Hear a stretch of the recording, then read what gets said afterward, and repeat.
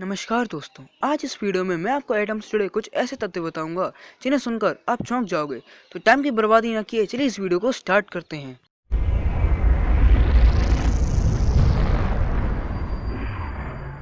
Atom जो कि matter की स्मॉलेस्ट यूनिट है, जिसकी डिस्कवरी सन 1808 में जॉन डेल्टन ने एटॉमिक थ्योरी देकर कर दी थी।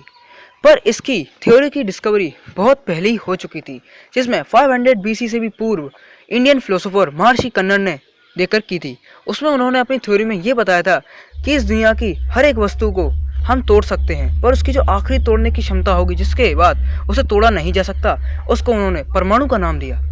इसके बाद 500 बीसी में ग्रीक वासी डेमोक्रिटस ने इसके ऊपर थ्योरी बनाई, जिसमें सेब खाते हुए उसने ये सोचा कि इस दुनिया की हर एक वस्तु एक छोटी चीज से बनी होगी, जिसको बाद में विभाजित नहीं किया जा सकता। बट ये सब फिलोसॉफी और मैथिकल बेस्ड चीजें हैं। रियलिटी में जो एक्सपेरिमेंटल खोजें हुई थी वो 19वीं सदी से स्टार्ट हो गई थी, जिसमें सन 1808 में जॉन डेल्टन ने एक्सपेरिमेंटल खोज सक्सेसफुल करके एटॉमिक थ्योरी दी थी, जिसमें उन्होंने ये बताया कि इस दुनिया की हर एक चीज को जिसको लास्ट में ब्रोक नहीं किया जा सकता, उसको एटम कहते हैं। उसके साथ साथ उसमें ये भी उसने कहा था कि एटम वो चीज़ है जिसको हम किसी भी रिएक्शन में बढ़ा या घटा नहीं सकते, और उसके मास को भी ना तो हम कभी बना सकते हैं और ना ही कभी डिस्ट्रॉय कर सकते हैं। लेकिन एटम भी 3 एटॉमिक पार्टिकल्स से मिलकर बनता है, जिन्हें इलेक्ट्रॉन, प्रोटॉन, न्यूट्रॉन कहते हैं। वहीं प्रोटॉन और न्यूट्रॉन एटम के केंद्र यानी न्यूक्लियस में बैठे रहते हैं और उसी न्यूक्लियस के बाहर से परिक्रमा इलेक्ट्रॉन्स करते हैं। जब इनके बारे में दुनिया में किसी को पता नहीं था, तब जॉन डेल्टन की एटॉमिक थ्योरी गिवन होने के बाद सन 1897 में जे थॉमसन नाम के एक वैज्ञानिक ने अपने कैथोड रे नामक एक एक्सपेरिमेंट के चलते इलेक्ट्रॉन की खोज की थी, जिसमें उन्होंने ये अनुमान लगाया था कि किसी भी नेगेटिव चार्ज टर्मिनल में एक खास पदार्थ होगा जिसके पास नेगेटिव चार्ज होगा। इसी एक्सपेरिमेंट के लिए उन्होंने एक बोतल लिया और उसमें दोनों टर्मिनल्स को दूर दूर करके बोतल में रख दिया, और उस बोतल को वैक्यूम करने के बाद उन्होंने नेगेटिव टू पॉजिटिव इलेक्ट्रिसिटी को फ्लो करने के लिए उसमें वोल्टेज देते रहे। आखिरी में जब उन्होंने 10,000 वोल्ट तक का मैक्सिमम वोल्टेज उसमें दिया, तब उनके घर की लाइट्स चली गई। उसके बाद जब उन्होंने दोबारा ट्राई किया, तब उसमें नेगेटिव टर्मिनल से कुछ अजीब सी लाइट निकलकर पॉजिटिव टर्मिनल की तरफ भागी, जिससे उन्होंने उसको इलेक्ट्रॉन का नाम दे दिया। लेकिन इससे पहले ही उनके दिए हुए आइडिया से ई गोल्डस्टेन नामक वैज्ञानिक ने अपनी कैनाल रे के एक्सपेरिमेंट में प्रोटॉन की खोज सन 1886 में कर ली थी, जिसमें उन्होंने यही सेम ट्रिक आजमाई थी, बट उन्होंने पॉजिटिव टर्मिनल को बीच में रखते हुए उसमें होल्स कर दिए थे, जिससे बाद में जो लाइट की तरंग निकली उसको उन्होंने प्रोटॉन का नाम दे दिया। और उन्होंने अपने प्रोटॉन की डिस्कवरी में ये भी लिखा था कि ये एक मैसिव और पॉजिटिव चार्ज लिया एक पार्टिकल है, जो कि इलेक्ट्रॉन से 2000 टाइम्स मैसिव होता है। इसके बाद साल 1900 में जे थॉमसन ने एटम का पहला स्ट्रक्चर दिया, जिसमें उन्होंने वाटरमेलन का एग्जांपल देते हुए ये बताया कि एक स्फीयर जो कि प्रोटॉन से मिलकर बना होता है, उसके अंदर फ्री इलेक्ट्रॉन्स घूमते हैं। लेकिन इसको साल 1908 में ई रदरफोर्ड नाम के एक वैज्ञानिक ने गलत साबित करते हुए एटम के न्यूक्लियाई की खोज की थी, जिसमें उन्होंने ये बताया कि प्रोटॉन उसके न्यूक्लियाई में मौजूद होते हैं और इलेक्ट्रॉन इस न्यूक्लियाई की बाहर से परिक्रमा करता है, जिसको उन्होंने अपने एक फेमस एक्सपेरिमेंट के द्वारा बताया, जिसमें उन्होंने एक बहुत ही पतला गोल्ड फॉयल लिया और उस पर इलेक्ट्रॉन्स की बमबारी की, जिसमें से आधे से ज़्यादा इलेक्ट्रॉन्स उसके बाईपास हो गए, जिससे उन्होंने इलेक्ट्रॉन के एम्प्टी होने की खोज की, और बाकी बचे हुए इलेक्ट्रॉन्स में से ज़्यादातर इलेक्ट्रॉन्स किसी चीज़ से टकराकर अलग अलग डायरेक्शन में चले गए, जिससे उन्होंने ये बताया कि यहाँ पर इलेक्ट्रॉन्स घूमते हैं और उनसे टकराकर ये अलग डायरेक्शन में गए हैं।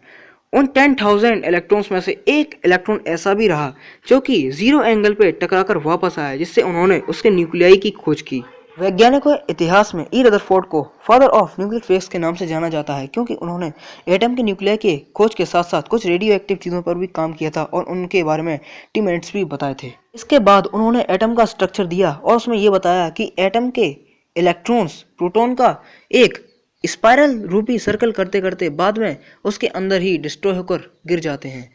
जिसमें उसकी अनस्टेबिलिटी का पता चलता है। लेकिन इसको साल 1922 में नील बोर नाम के वैज्ञानिक ने गलत साबित करते हुए एटम का एक सही स्ट्रक्चर दिया, जिसमें उन्होंने ये बताया कि इलेक्ट्रॉन्स एक खास एनर्जी सर्कल पर रोटेट करते हैं, जिसमें वो एनर्जी तो रिलीज करते ही हैं, लेकिन बाद में उसको रीऑब्जर्व भी कर लेते हैं। बताए गए सभी वैज्ञानिकों को उनकी की हुई अनोखी खोज के लिए नोबेल पुरस्कार से पुरस्कृत भी किया गया था।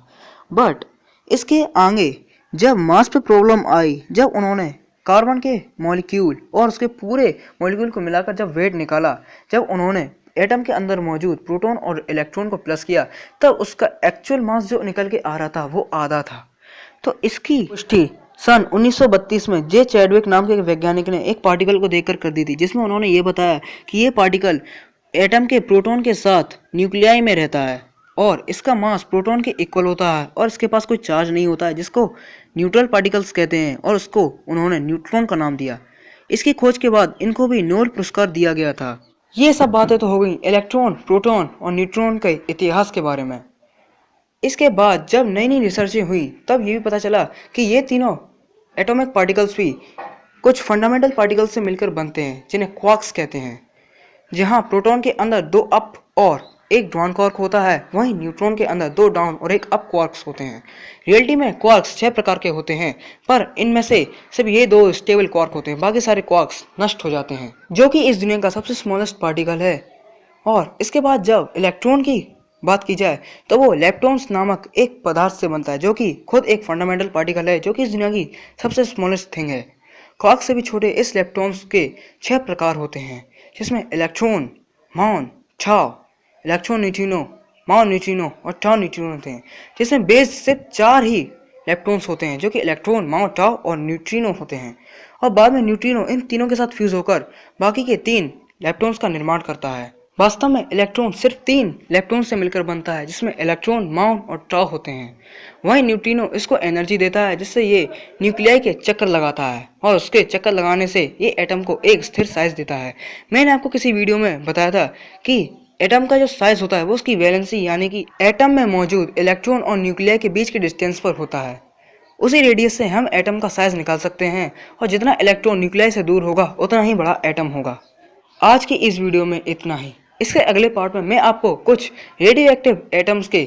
कारण बताऊंगा, जिससे वो इतने रेडियो एक्टिव और खतरनाक होते हैं, और इलेक्ट्रॉन, प्रोटॉन और न्यूट्रॉन से जुड़े कुछ ऐसे मिस्टीरियस तत्व बताऊंगा जिन्हें सुनकर आप हैरतंगे शौक में डूब जाओगे। तब तक के लिए नमस्कार, जय हिंद, वंदे मातरम।